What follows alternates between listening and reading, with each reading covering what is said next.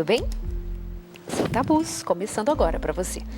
Que Deus te abençoe, fique em paz, continue aqui com a gente sempre e acompanhe os nossos programas e outros mais da nossa grade aqui na programação, sempre tudo feito com muito carinho para você. Que Deus te abençoe, tá? E o nosso objetivo sempre é aprendermos mais juntos, querermos que juntos estejamos atentos a questões importantíssimas que são relacionadas a nós, ao nosso crescimento, ao nosso bem-estar, à nossa vida conjugal, nossa vida sexual. Então eu te convido a ficar aqui com a gente durante esse tempinho para trocarmos ideias. Você pode escrever para a gente, nosso e-mail está à sua disposição, nós temos o blog, você pode visitar, assistir outros programas, pode compartilhar dúvidas, experiências, fique bem à vontade aqui no Sem Tabus, você é sempre muito bem-vindos. Ou você é muito bem-vindo ou bem-vinda, é claro. Sabe que ainda, por incrível que pareça, modernos, liberais, cheios de ideias novas, como muitos de nós temos, evoluímos bastante em todas as áreas da vida. E aí surgem questionamentos, etc., mas ainda nos pegamos muitas vezes pensando, sou cristão, estou casado, ou sou jovem, estou solteiro, e eu penso sobre a sexualidade como alguma coisa que não casa muito bem com santidade. Terá sido mesmo Deus, Criador, que estabeleceu o sexo, por exemplo? Tem religiões, acreditem, religiões que fazem separação e que ensinam que o sexo veio a partir da transgressão de Adão e Eva. Que o fruto é uma simbologia do ato sexual entre Adão e Eva. Quando eles fizeram sexo, pecaram. Pois é verdade que ainda há quem acredite nisso e viva nessa experiência e tenha sido educado nessa experiência. E aí tem mulheres que escrevem para nós e homens também que se manifestam, mas é muito comum as mulheres de terem crescido numa educação sexual, segundo uma educação sexual repressora, que apanhavam quando falavam ou faziam alguma pergunta sobre determinado assunto, ou verbalizavam mesmo as suas ideias, ou menos que isso, muito menos que isso. E então, nós estamos vendo hoje ainda em muitos casais onde as mulheres vivem, principalmente as mulheres, eu digo com certeza que é principalmente as mulheres, muitas ainda, sofrem a repercussão de uma educação sexual equivocada, porque os homens, de um modo geral, sempre foram mais liberados que as mulheres. E então, sempre vinculado também à ideia de que sexo é pecado. A pergunta é, foi realmente Deus quem criou o sexo? Tem certeza disso?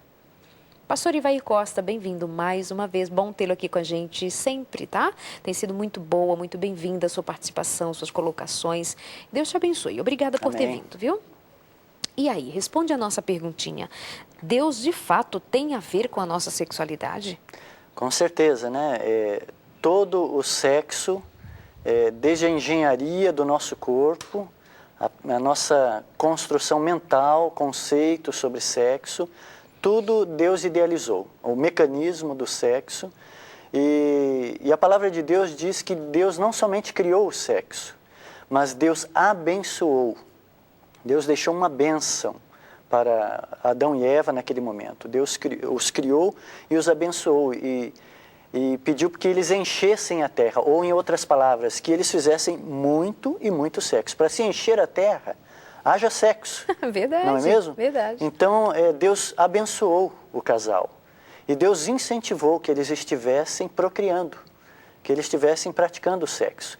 E nós vemos que no ciclo sexual feminino, nós temos praticamente 12 dias em que a mulher não é fértil. Desde quando a menstruação cessa, né?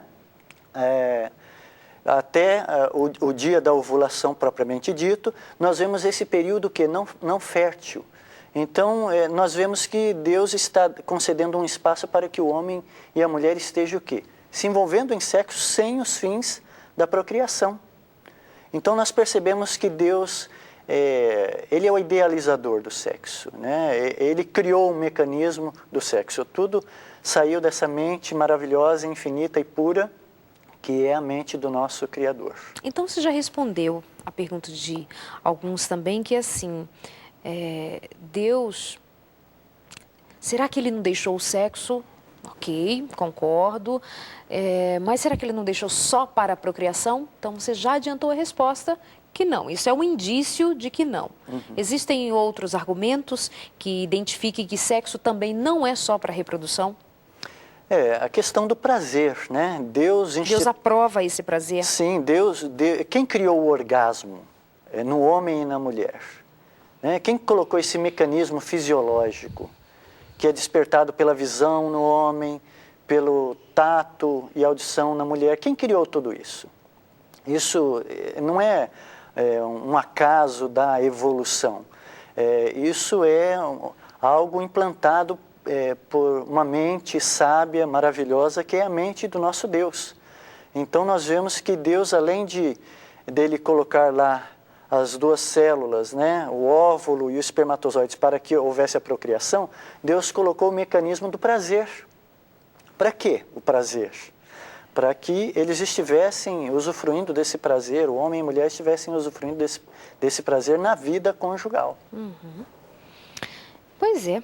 E a gente pode até pensar, ou você aí de casa pode até pensar assim, mas Darleide, será que realmente ainda há quem duvide? Sim, há quem duvide. E prova é que nossas ideias sobre o sexo e tudo que o envolve está contaminado, por exemplo, a ideia de fazer sexo com qualquer um, a qualquer hora, em qualquer lugar.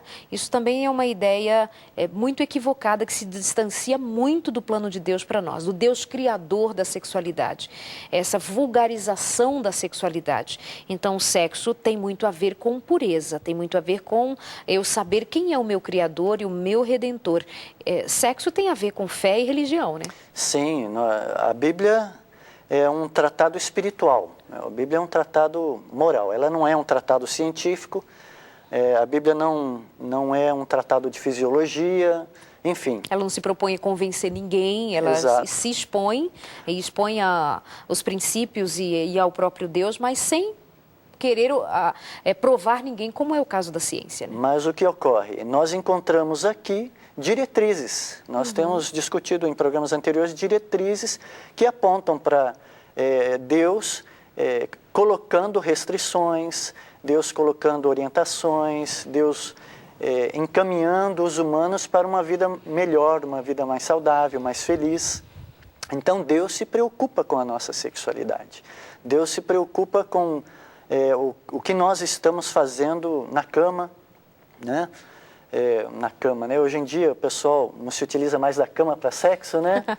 Mas ali no ambiente íntimo do casal, Deus se preocupa como eles estão fazendo, o que eles estão fazendo. Tanto que a Bíblia está aqui repleta de mandamentos e orientações ali para que eles estejam fazendo da forma correta para que sejam felizes e saudáveis. Tomando essa palavra sua, fazendo de uma forma correta para que sejam saudáveis, tem uma frase sua em um dos seus artigos, onde você diz assim que o casamento, ele não santifica a tudo. Né? Essa expressão me faz pensar sobre muitos casais que vivem divergências na área sexual. Homens que querem de um jeito, mulheres que querem de outro. E não há uma conversa, não há um diálogo, não há um respeito para com o outro. Me fala um pouquinho a respeito disso. Por que o matrimônio, então, quando você desenvolve esse texto aqui, esse artigo, você começa com essa frase e ela é uma frase impactante, ela é forte. O matrimônio não sela tudo, mas tem marido abusando da própria esposa. Tem marido pedindo uma forma de sexo que não é a forma devida. E ele diz assim, mas eu sou casado com você, o seu corpo pertence a mim e ponto. Primariamente, nós pertencemos a Deus. Deus é o nosso Criador. E Deus, Ele coloca na sua palavra ali questões que devem reger a nossa sexualidade e o nosso viver. Então, nós devemos primeiro obedecer a Deus e não a homens. Isso é uma postulação bíblica também. Então, nós temos que primariamente obedecer a Deus e não a esposas ou maridos. Se nós estamos com um mandamento bíblico, eu devo obedecer a Deus. Obviamente que dentro do relacionamento tem que haver diálogo. Tem que haver diálogo, tem que haver ali oração, tem que haver uma comunicação para que realmente as pessoas se acertem ali. Olha, isso aqui não é uma orientação divina, nós devemos seguir por outro caminho, né, a nossa sexualidade. Então isso deve ser colocado. Agora, dentro dessa questão também, Darleide, eu vou seguir agora pelo caminho oposto. Às vezes as pessoas partem para um outro extremo, que é a questão de privação sexual. Então as pessoas às vezes fazem greve de sexo, por briguinhas dentro de casa, por diferenças, e aí o indivíduo priva o outro de sexo.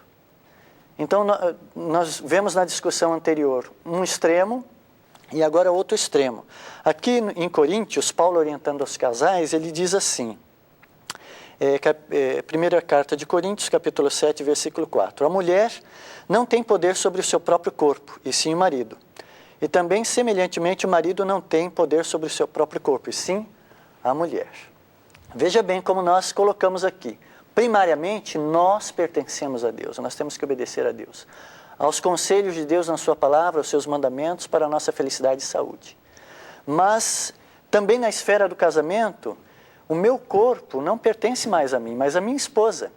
E eu devo usar esse corpo para satisfazê-la e trazer felicidade a ela.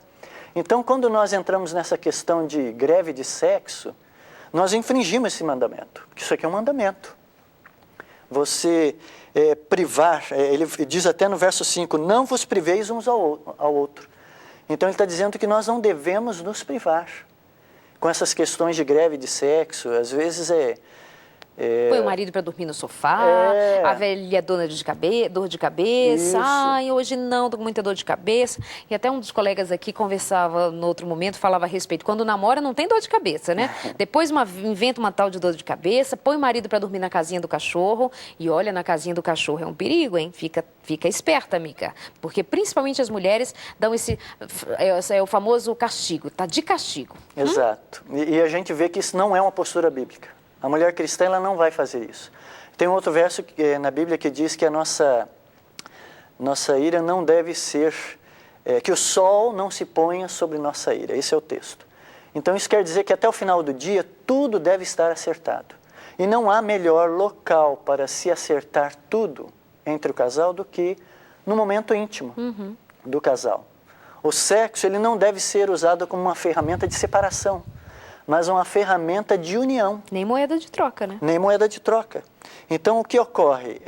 Essas questões de greve de sexo, de privar o outro ao sexo, isso não é saudável. Perfeito. Nós vamos para o nosso intervalinho, mas ainda vou pegar esse verso bíblico e dizer assim, que aqui fala do pertencer ao outro. O corpo de um é do outro é de um. E aí tem marido que é conhecedor da palavra e usa esse mesmo verso para dizer à mulher, tá vendo? Ou, bom, muito raramente, pelo menos eu não recebi e-mails assim, mas sim de mulheres contando que os maridos se utilizam desse texto para dizer, tá vendo, seu corpo é meu, então eu faço com ele o que eu quiser. Então vou novamente tocar nessa tecla e pedir para que o pastor amplie o seu modo de enxergar as coisas, tá? E para você, bonitinho, e você, querida, que vive uma vida sexual em plenitude, tá muito bem, que Deus te abençoe. Que Deus te abençoe mesmo e sirva de exemplo para outros de como vocês são felizes segundo os parâmetros da palavra de Deus, tá? Nosso intervalo é rapidinho, a gente já volta.